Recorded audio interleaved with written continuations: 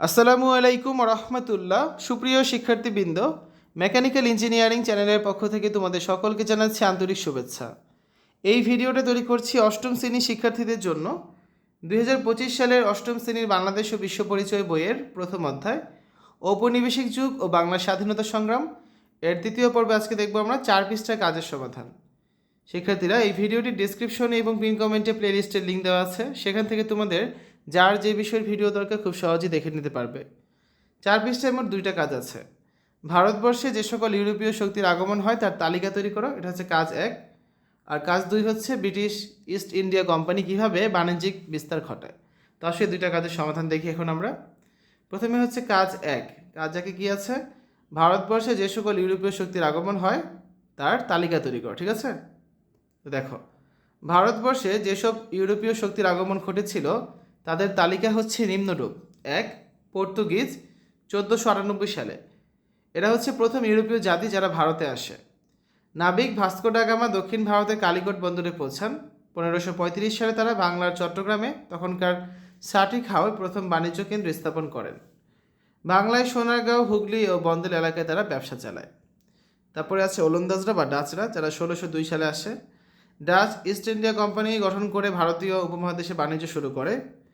বাংলায় চুঁচুড়া, কাশিমবাজার, পাটনা, বালেশ্বর এবং নরসিংদীতে বাণিজ্য কেন্দ্র স্থাপন করে।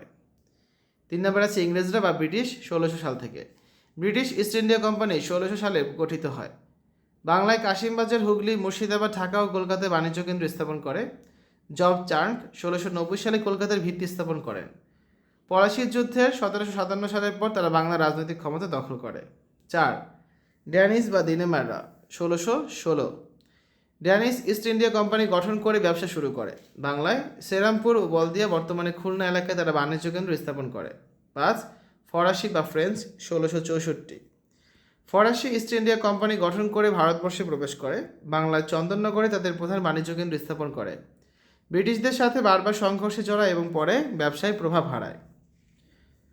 এভাবে বিভিন্ন ইউরোপীয় শক্তি ভারতবর্ষ বাংলায় ব্যবসা করতে আসে, তবে ব্রিটিশরা কূটনীতি ও সামরিক শক্তির মাধ্যমে ধীরে ধীরে অন্যদের সরিয়ে বাংলার রাজনৈতিক ক্ষমতা দখল করে নেয়। কাজ 2 দেখো, ব্রিটিশ ইস্ট ইন্ডিয়া কোম্পানি কীভাবে বাণিজ্যিক বিস্তার ঘটায়, ঠিক আছে? ব্রিটিশ ইস্ট ইন্ডিয়া কোম্পানি যেভাবে বাণিজ্যিক বিস্তার ঘটায়।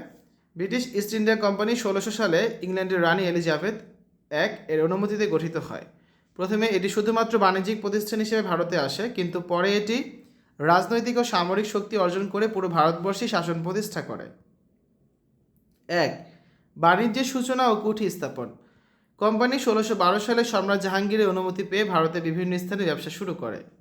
বাংলায় প্রথমে কাশিমবাজার, হুগলি, মুর্শিদাবাদ, ঢাকা ও পাটনায় কুঠি বা বাণিজ্য কেন্দ্র স্থাপন করে।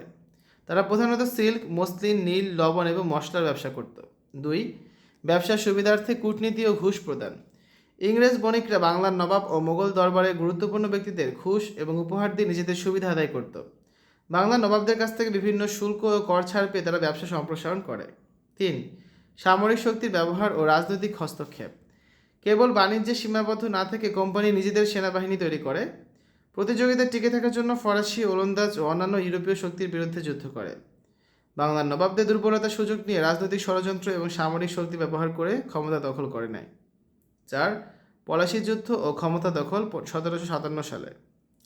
নবাব সিরাজউদ্দৌলার সাথে সংঘর্ষ বাঁধিয়ে 1757 সালের পলাশির যুদ্ধে মীর জাফরকে ব্যবহার করে জয়লাভ করে। এর মাধ্যমে শুধু বাণিজ্য নয়, পুরো বাংলা শাসন ব্যবস্থার উপর নিয়ন্ত্রণ প্রতিষ্ঠা করে। 5, বাংলার সম্পদ লুট ও মুনাফা বৃদ্ধি। নবাব মীর জাফর ও মীর কাসিমের আমলে বাংলার বিপুল সম্পদ ইংল্যান্ডে পাচার করে। স্থানীয় শিল্প ও ব্যবসাকে ধ্বংস করে ইংরেজ পণ্যের চাহিদা তৈরি করে। তো ব্রিটিশ ইস্ট ইন্ডিয়া কোম্পানি কেবলমাত্র বাণিজ্যের উদ্দেশ্যে ভারতে এলেও ধীরে ধীরে রাজনৈতিক ও সামরিক শক্তি অর্জন করে। কূটনীতি, সামরিক শক্তি এবং স্থানীয় শাসকদের দুর্বলতার সুযোগ নিয়ে তারা বাংলার সম্পদ শোষণ করে এবং ঔপনিবেশিক শাসনের ভিত্তি গড়ে তোলে। তো এই হচ্ছে আজকে আলোচনা। আগামী ক্লাসে 5 নম্বর পৃষ্ঠা, এখানে 2টা প্রশ্ন আছে, এগুলোর সমাধান আমরা করে দেব।